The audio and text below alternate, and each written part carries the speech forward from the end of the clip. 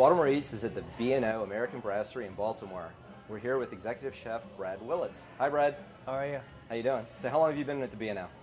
About a year and 2 months. Have you enjoyed it? I love it. Tell us briefly, just run through the dishes that are sitting here in front of you, the names, what they are, real quick.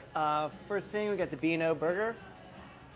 We got the new spring cobbler, strawberry rhubarb cobbler with strawberry ice cream. We got the scallops with bacon sausage, the smoked shrimp agnolotti, and then the snapper and watermelon tartare. It's seasonal based on what's available locally? Definitely. So tell us a little bit about that.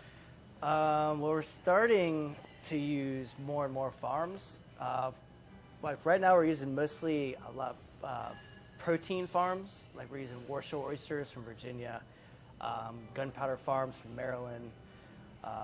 We're using Creekstone Farms. It's not really local, but it's Kansas. It's a great company. We have 5 Seeds Farms here in Baltimore. We're starting to use those guys today, and then there's 2 more other ones that are pending. Where have you been and how long have you been a chef? Well, when I was a kid, my dad opened a restaurant when I was 10 years old, and so during the summertime, I'd go visit him.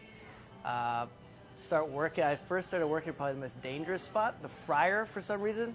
So my dad would just let me go get burned off in the fry station, hang out. And then I would just visit during the summer times and do that. And then I lived in Vero Beach. His restaurant was in Sarasota, Florida. So I went to school. Then summertime, I'd go over there. And then once I turned 16, I started bussing tables in restaurants.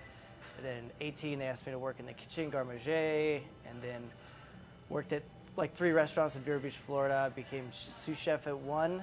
And then Ben Tinch promoted me to executive chef de cuisine. So he had rotator cuff surgery, so he was out for like a year. So he let me do whatever I wanted on the menu, whatever. And then I moved to Charleston, South Carolina. I worked with Jeremiah Bacon, Sean Brock at McCrady's and at Caroline's Bistro. And then I got the opportunity to work for Kimpton back in Vero Beach, Florida, crazily. And they promoted me to chef de cuisine immediately, and then worked there for 3 years.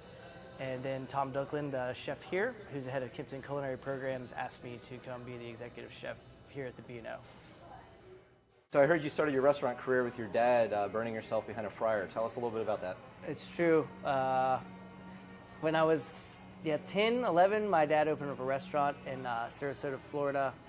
I lived in Vero Beach, and every summer I'd go visit him. Either he'd be like, "What do you want to do?"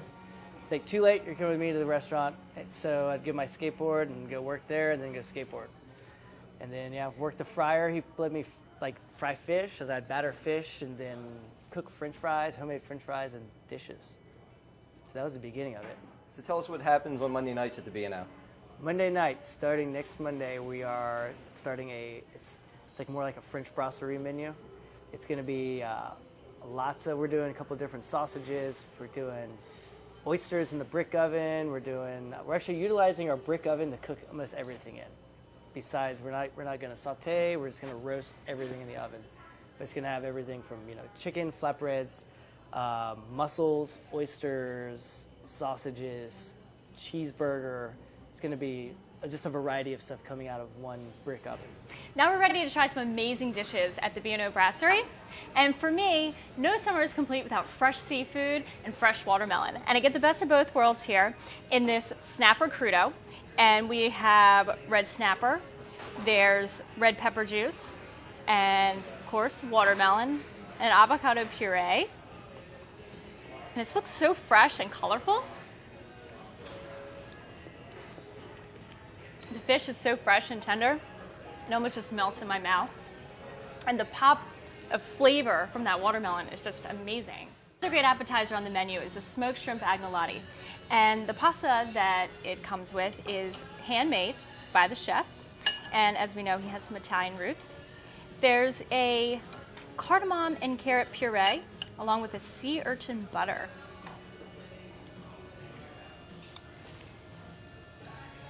The flavors blend together beautifully. It almost tastes like there's a lemon in the sauce. So it's very bright and very creamy at the same time. In the entrees is a scallop with bacon sausage.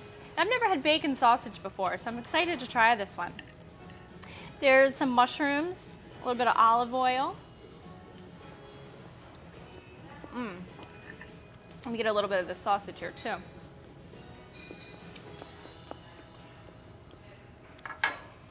This dish is a lot of fun.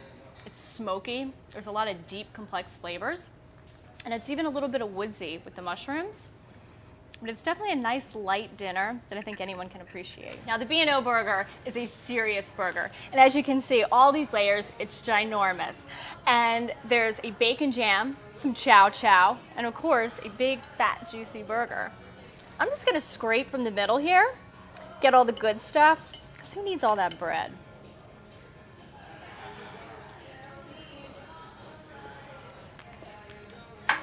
These flavors are amazing.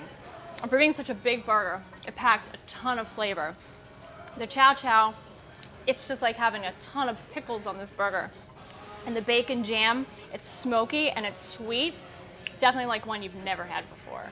And finally, another one of my favorites about summer is it's strawberry season. And there's a strawberry rhubarb crumble on their dessert menu. And we have strawberries, rhubarb, a delicious, looks like an oat crumble, and strawberry ice cream, and it looks homemade. The tartness from the strawberries, it's not overly sweet at all, but there's this creamy hominess about the crumble topping on there, and everything blends together beautifully. And see us for our fresh seasonal menu at the B&O Brasserie.